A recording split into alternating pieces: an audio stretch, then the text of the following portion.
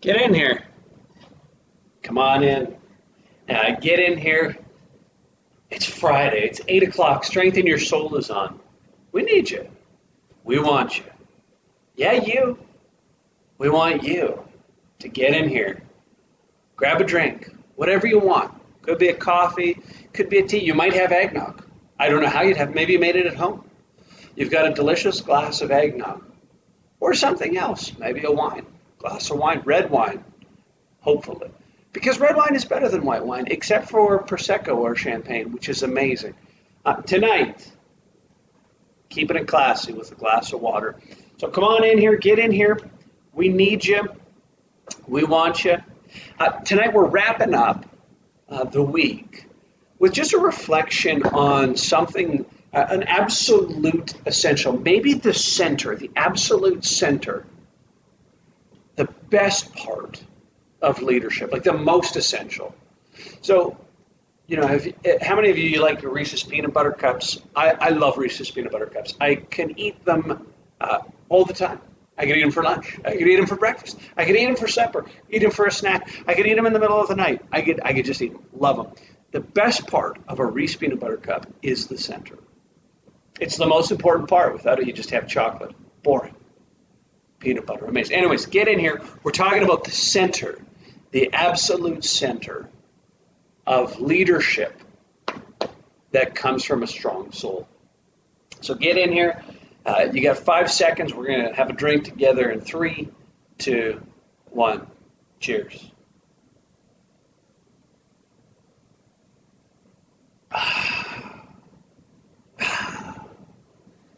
And that feels good. So let's talk about your soul. In this week, we've been talking about leadership and how strong leadership can actually have a great strengthening effect, not only on your own soul, that good leadership strengthens your soul, but that it actually strengthens others' soul. But there's one key ingredient I have not talked about yet. It's the most important part. And if you are just hopping in, I said it's sort of like the peanut butter in a Reese's peanut butter cup. It sort of makes everything. And you're going to hate this word. Okay, so you're going to hate. Some of you are about to hate what I'm about to say. You will not like it at all. But it is this one word. Submission. Submission. Now, the concept of submission is this. In order to lead, you must become one who can be led. In order to lead, you must become one who can be led. Have you ever met somebody who wanted to be in charge all the time? Ever met somebody like that? Somebody who, if you try to lead them, they just make your life miserable. You ever met somebody like that? We all have. We've all worked with that person who can't be told, excuse me, having hiccups. Apparently I need a little more water.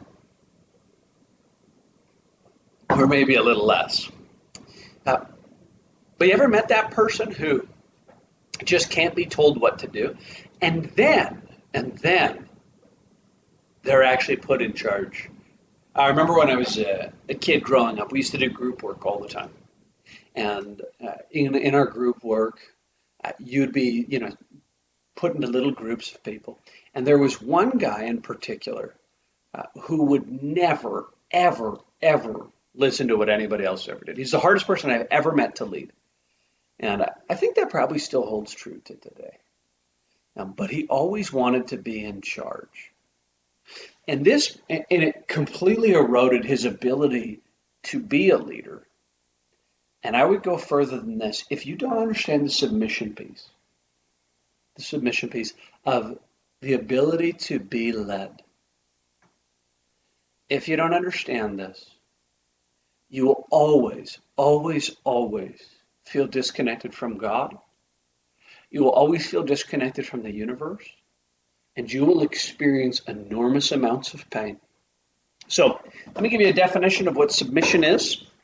Then we're going to lean in a handful of minutes into some reflection, prayer, thinking, because some of us, so submission is the ability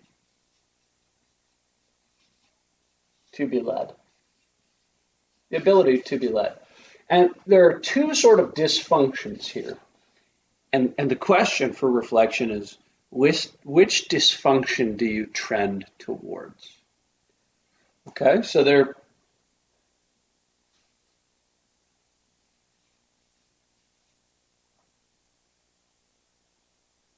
Okay, so the wrong people and the right people. We'll make it really simple. Now, so some of us, we submit to the wrong people. The wrong people. So this is where we are what you might call people pleasers. And some of you know right now, I love you. You're going to agree with me anyways because you're a people pleaser, but I'm a people pleaser. And hear me, I've been a people pleaser for much of my life. And it always robs your soul because here's what happens. You always let people, well, maybe not always, but sometimes you'll let people treat you poorly without ever having a conversation with them. You will listen to people who don't have your best intentions. You open yourself up to be abused, and it erodes your soul because you never learn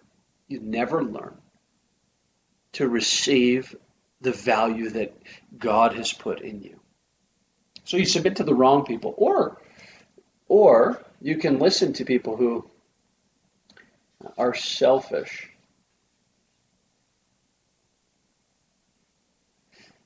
For example, some of us, we have heroes or icons that aren't good people. And so we submit to them. One other, I'll just put a little simple thing. Peer pressure. I just want to use this a little bit different than people pleasers. This is like kids at school. Kids at school will often do like stupid things, immoral things, evil things, destructive things, simply because people go, you should do that. I got 3 boys. I know this happens for a reason. So there's over submitting. There's submitting to people that you just never should. And then some of us, on the other hand, we are rebellious. We like to be free. We like to have our. So these people are always slaves. If you submit to the wrong people, you'll always be a slave.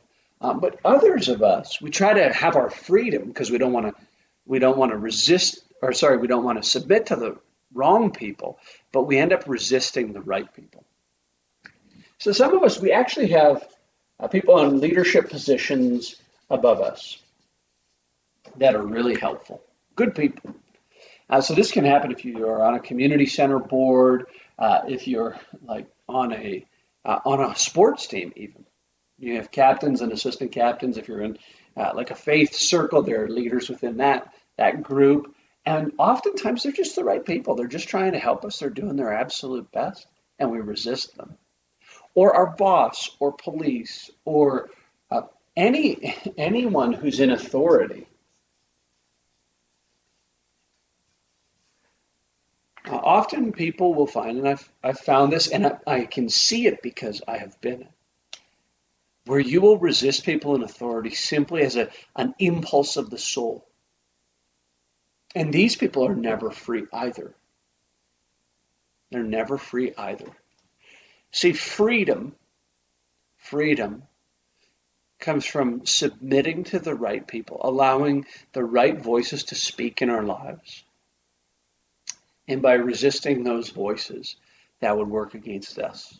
So freedom comes, submission is a doorway. I can't draw a picture. I'm so bad at drawing. I was going to draw you a picture of a door.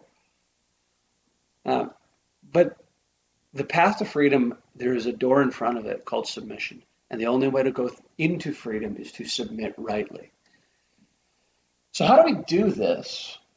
Well, I would suggest that as we try, and again, we'll wrap up perhaps early tonight, 2 questions.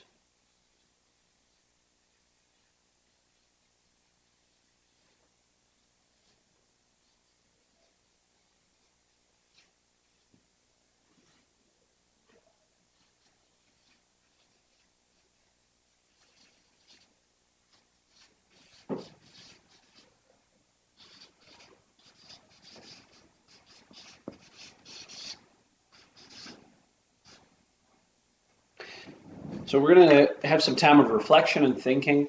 I'm going to invite you. I'm going to invite you today. This might be the most important thing the most important invitation you'll ever receive. Jesus, who is the greatest leader in human history, always was submitting. He said, I always submit to my Father in heaven. I always submit to God. And then he says, if you will follow me, I have rest for your soul. So today I'm going to invite you to submit to Jesus as a part of option one. So some of you just go, I need to start listening to Jesus. I got to take a risk. I got to trust him with just this much. Not inviting you ever to be religious. I believe religion kills. I did a big, long series. I believe with my whole heart that if you become a religious person, you will miss out on the spirit-filled joy, the soul-filled joy that God intends for you. Because religion is always about controlling God at its worst. And religion just always goes sideways. But I invite you to follow Jesus, to trust him this much and go, I'm going to learn from you. I'm going to listen to you. But who else in your life do you need to start listening to? So you just stop and pause, think, reflect, and pray. And go, God, who do I need to start listening to? Universe, who do I need to start listening to? Jesus, who do I need to listen to? And again, when I say universe, I am referencing God. I believe some of you are searching for God. You're just not sure if that language works for you yet. And I know that you do have a Father in heaven who cares about you deeply. But just ask, who do you need to start listening to? I had a friend who was immensely helpful to me this week. I'll put his name up here because it's positive. A friend of mine, and earlier this week, and it's inspired to talk. I'm going to use it, but some of the worst of me came out this week.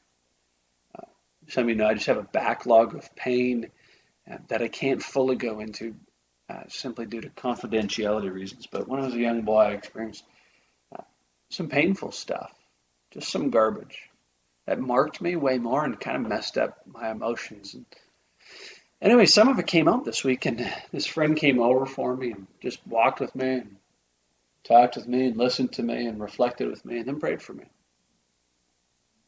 This is a person who I can walk with, and we submit to each other. We learn, we are led by one another. It's a friend of mine. Who do I need to, second part, who do I need to stop submitting to? Who do I need to stop bowing down to?